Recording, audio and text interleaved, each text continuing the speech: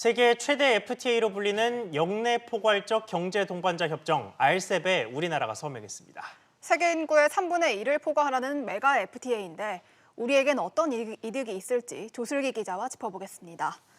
조 기자, 세계 최대 규모의 FTA가 탄생했다고요? 네, 그렇습니다. 우리 정부가 어제 화상으로 열린 그 회의에 협정에 서명을 했습니다. RCEP 회원국에 이름을 올렸는데요. 이 문재인 대통령을 비롯해 아시안 10개국 그리고 한중일 세 나라, 호주와 뉴질랜드 등 모두 15개국 정상이 이 RCEP 협정에 이번에 최종 서명했습니다. RCEP은 이 쉽게 말해 이 다자간 무역 협정을 뜻하는데요. 전 세계 인구와 이 GDP, 무역의 30%를 포괄하는 세계 최대 FTA로 지난 8년간 협상 끝에 이번에 탄생했습니다. 이로써 이 RCEP 회원국들 사이에서는 관세가 철폐되는 등 자유무역이 한층 더 탄력을 받게 됐는데요. 서명식에 참석한 문재인 대통령은 자유무역의 가치 수호를 행동으로 옮겼다고 평가했습니다. 직접 들어보시죠. 네.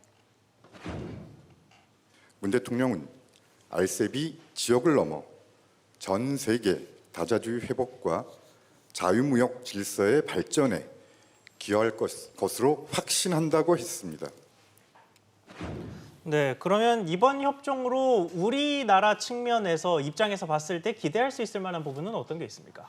아무래도 이 자유무역의 그 기본 개념이라고 할 수 있는 이 수출 시장의 확대 그리고 교육 구조 다변화를 꼽을 수 있을 것 같습니다. 특히 이 무역 장벽을 낮추기 위한 협정인 만큼 국가별 최대 94%까지 관세가 철폐된다는 점도 눈에 띄는 부분입니다. 예. 이렇게 되면 이 자동차 부품과 철강 등 우리 주력 수출 품목의 수출길도 전보다 더 넓어지게 되고요.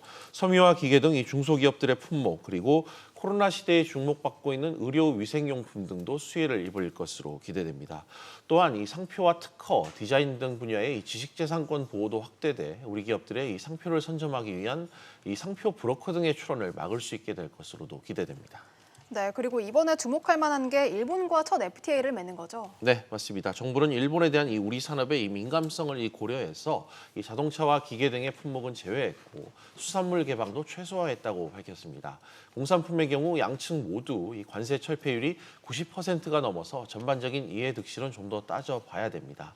또 하나 주목할 부분이 이 중국이 참여한 이번 협정을 두고 미중 간의 이 갈등에 휘말리는 게 아니냐 이런 시각이 존재하는데요.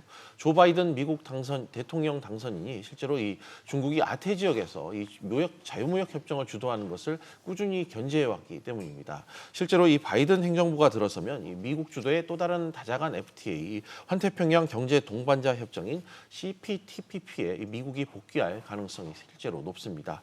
이렇게 되면 우리나라의 가입을 또한 요구하게 될 테고 우리로서는 또 하나의 선택의 기로에 서게 되는 셈이기 때문입니다.